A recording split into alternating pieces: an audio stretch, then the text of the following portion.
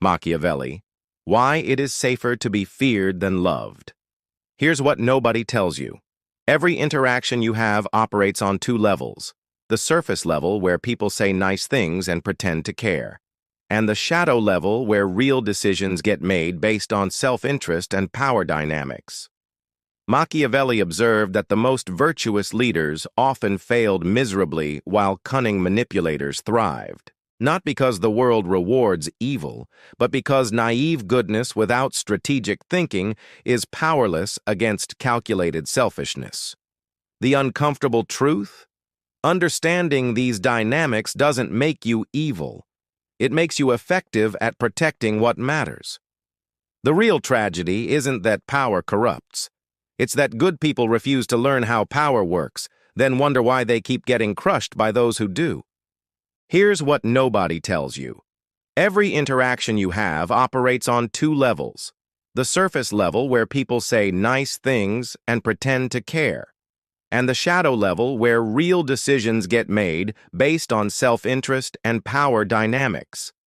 Machiavelli observed that the most virtuous leaders often failed miserably while cunning manipulators thrived. Not because the world rewards evil, but because naive goodness without strategic thinking is powerless against calculated selfishness.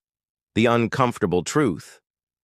Understanding these dynamics doesn't make you evil. It makes you effective at protecting what matters.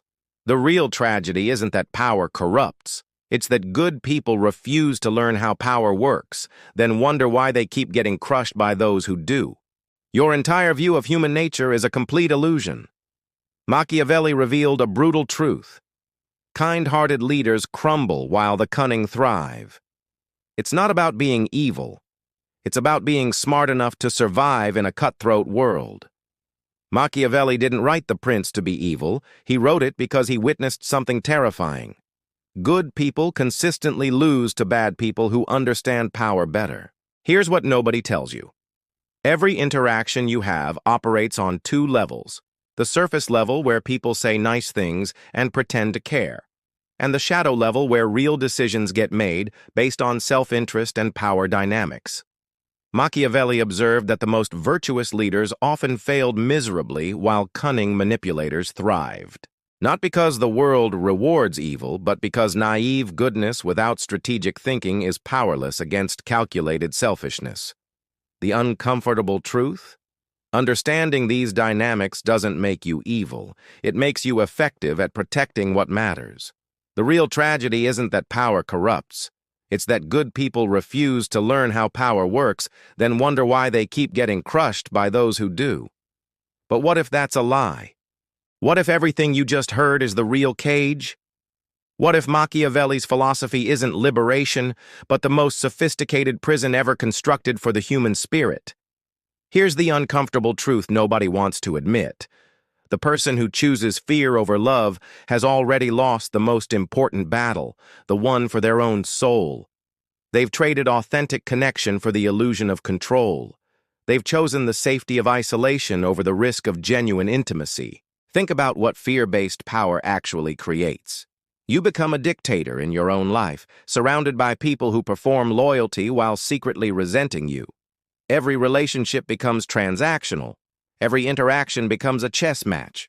You can never truly relax because you're constantly calculating who might betray you next. The most powerful people in history weren't feared tyrants. They were magnetic leaders who inspired genuine devotion. Gandhi brought down the British Empire without firing a shot because people loved what he represented. Martin Luther King Jr. changed a nation because his vision touched hearts, not because people were afraid of him. In the modern workplace, the most successful leaders aren't the ones people walk on eggshells around. They're the ones who create psychological safety where innovation thrives. Google's research shows that the highest performing teams have one thing in common: people feel safe to take risks and make mistakes without fear of punishment. The Machiavellian manager might get compliance, but they'll never get the breakthrough ideas that come from someone who feels truly supported. They'll never inspire the kind of loyalty that makes people work weekends not because they have to, but because they believe in the mission.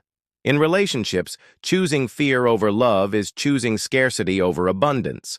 When your partner stays because they're afraid of the consequences of leaving, you've won a hollow victory. You have their body, but not their heart. You have their compliance, but not their enthusiasm. Real power comes from being chosen, not from being feared. It comes from creating so much value, so much genuine care, so much authentic connection that people gravitate toward you naturally. The problem. The great lie of love and likability. To get to the core of Machiavelli's argument, we first have to dissect the idea of love as a tool for power. Not the love between family, but the public affection a leader, or anyone, hopes to get from their peers and colleagues. Machiavelli looked at this kind of love and saw a fatal weakness. Why? Because it's completely dependent on the character of other people. And his assessment of human character was, to put it mildly, unflattering. Men, he wrote, are ungrateful, fickle, liars, and deceivers. They shun danger and are greedy for profit. This isn't just a bitter rant. It's the cold observation of a political scientist who watched empires rise and fall on the predictable, selfish whims of human nature. In this context, love is a bond of obligation. Someone feels a duty to you because you've been kind to them, generous, or because they like you. But Machiavelli warns that this bond is fragile. Because men are wicked, he writes, this link of obligation is broken at every opportunity for their own advantage.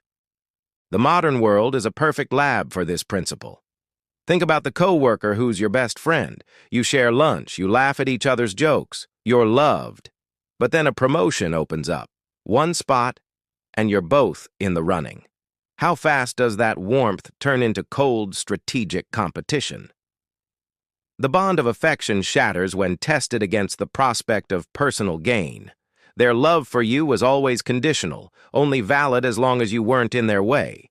Or look at social media, the ultimate engine of manufactured likability. A public figure can be adored by millions one day, showered with affection. But the moment they make one mistake or express an unpopular opinion, that mob of lovers turns into a mob with pitchforks. Their love was never for the person, it was for the image that person projected. When that image changed, the love was gone. This is the great lie, that you can build security on something so flimsy. Chasing love forces you into a state of constant performance. You have to tiptoe around, suppressing your true thoughts and sanding down your edges to be more palatable. You become a chameleon, changing colors for whatever audience is in front of you. This behavior doesn't just exhaust you. It makes you weak. It makes you predictable. A man who needs to be liked is a man whose controls are in someone else's hands. If I know you desperately need my approval, I can get you to do almost anything. The nice guy finishes last, not because he's nice, but because his niceness is a symptom of a deeper problem, a desperate need for approval that signals to the world he can be easily manipulated. Relying on love is building a house on the beach. It's beautiful when the weather's calm, but the moment a storm of adversity or self-interest rolls in, the foundation is washed away. Machiavelli saw this and proposed a different foundation. One dug deep into the bedrock of human nature, immune to the changing tides of feelings. A foundation of fear. The solution, the unshakable foundation of fear. Let's get one thing straight.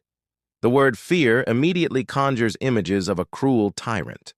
This is a deliberate misunderstanding, often pushed by those who benefit from you staying compliant. To get what Machiavelli is saying, we have to redefine fear. The fear he advocates for is not terror. It's not arbitrary cruelty. It is a profound and unshakable respect for consequence. It's the crystal-clear understanding in other people's minds that you are a person of substance, that your words have weight, and that your boundaries are real. Machiavelli says that love is held by a chain of obligation that men, being selfish, will break when it suits them. But fear, he continues, is strengthened by a dread of punishment which is always effective. This dread of punishment isn't necessarily physical. In our world, it's the fear of losing a valuable asset, you. It's the professional fear of disrespecting someone who is excellent at their job. It's the social fear of betraying someone known to be fiercely loyal but unforgiving of disloyalty. Love creates ambiguity. People might stay loyal. Fear creates certainty. People know there is a price for betrayal. This is the currency of the real world. It's not about being loud or aggressive. Often, the most feared individuals are the quietest. Their power isn't in their volume, but in their demonstrated ability to act. Their reputation precedes them. When they speak, people listen, not because they're charming, but because they know the words are backed by intent. To be clear, Machiavelli's ideal was for a leader to be both loved and feared. He argued that this was the ultimate position of power. But, he pragmatically noted, since it's very difficult to unite the two, if you have to choose, it's far safer to be feared. He used the historical example of two great generals, Hannibal and Scipio. Hannibal's army was a chaotic mix of mercenaries from different lands with clashing cultures and languages. By all logic, it should have collapsed into mutiny. It didn't. For 15 years, Hannibal led them through Italy, and Machiavelli credits the army's unity to one thing: Hannibal's inhuman cruelty. Combined with his incredible skill, it made him revered and terrible in the eyes of his soldiers. They feared him. They respected the absolute certainty of his command. That fear cut through all their differences. Contrast that with his Roman rival, Scipio. Scipio was known for his mercy and was, by all accounts, loved by his troops. But what happened when he was leading his armies in Spain? They mutinied. Machiavelli argues that Scipio's easygoing nature made his soldiers believe they could get away with it. The very quality that made him loved also invited rebellion. This dynamic plays out every single day. The manager who just wants to be friends is the one whose deadlines get ignored. The parent who seeks only love is the one whose kids have no respect for rules. The freelancer who is too nice about payment terms is the one who gets paid last. To be feared in the Machiavellian sense is to be understood as a person of consequence. It's to have your no mean no. It's projecting a calm resolve that communicates to the world that you are in charge of your own territory. This isn't just a shield, it's a platform. It's the stable ground upon which you can build and lead without worrying if your foundation will wash away. The crucial distinction: how to be feared without being hated. Actually, the biggest lie you've been sold is that you need to walk any razor's edge at all. What if the entire framework of managing fear and hatred is just an elaborate way of avoiding the one thing that actually builds lasting influence? What if Machiavelli's obsession with control was actually the mindset of someone who fundamentally didn't trust himself to be genuinely valuable? Here's what that razor's edge really is. It's the anxious calculation of someone who believes that if people really knew them, they'd be rejected. So instead of becoming someone worth following, they create a complex system of emotional management. Instead of earning respect through competence, they manufacture it through careful intimidation. But think about the people who have real influence in your life. The teacher who changed your perspective. The mentor who pushed you to grow. The friend whose opinion actually matters to you. Did any of them spend time calculating the perfect balance between fear and hatred? Or did they just consistently demonstrate that they cared about truth, excellence, and your actual well-being? The Machiavellian leader spends their energy managing perceptions. The truly powerful person spends their energy creating value. One is exhausting and fragile. The other is sustainable and anti-fragile. You want to avoid being hated? Stop trying to manipulate people's emotions and start focusing on outcomes that actually matter. Be the person who delivers results, tells uncomfortable truths when necessary, and genuinely cares about the success of whatever you're building together. The manager who sets high standards isn't feared because they're intimidating. They're respected because their standards make everyone better. The friend who calls you out on your self-destructive behavior isn't managing some careful balance of fear and love. They're just refusing to watch you harm yourself. This isn't about being nice or mean. It's about being real. Real enough to have standards. Real enough to enforce boundaries. Real enough to care more about what's right than what's comfortable. The razor's edge Machiavelli described is actually the prison of someone who never learned to trust that their authentic value was enough. Stop trying to be feared without being hated, and start being competent without needing to control how people feel about it. The modern Machiavelli, applying the principles today, 500 years later, and we're still running on the same human operating system that Machiavelli decoded. The manager desperately trying to be everyone's friend creates chaos, while the one who commands respect builds high-performing teams. Here's why being feared trumps being loved every single time. Your friendly manager keeps their door open, avoids tough conversations, and treats deadlines like gentle suggestions. Result? Complete dysfunction. Their team lacks direction, underperformers coast along, and the actual workers resent carrying dead weight. All that love bought them zero respect and zero results. The Machiavellian manager also keeps their door open, but everyone knows they'll get honest feedback focused on results. They set crystal-clear standards and hold everyone accountable. Their praise matters because it's earned. Their criticism lands because it's accurate and constructive.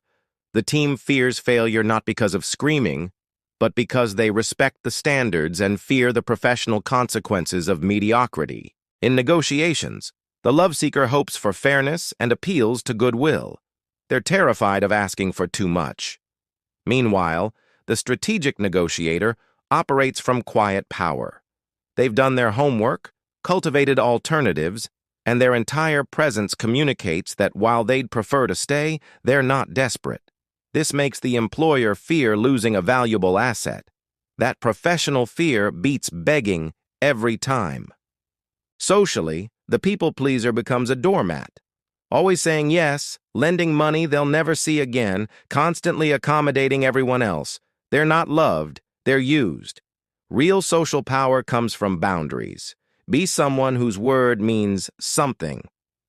When you set a limit, enforce it calmly and firmly. People learn your principles aren't suggestions, and that creates social consequence. This doesn't make you an outcast. It makes you a pillar others gravitate toward. Even in relationships, love without respect crumbles. Your partner needs to know you have unshakable self-respect and won't tolerate abuse or neglect.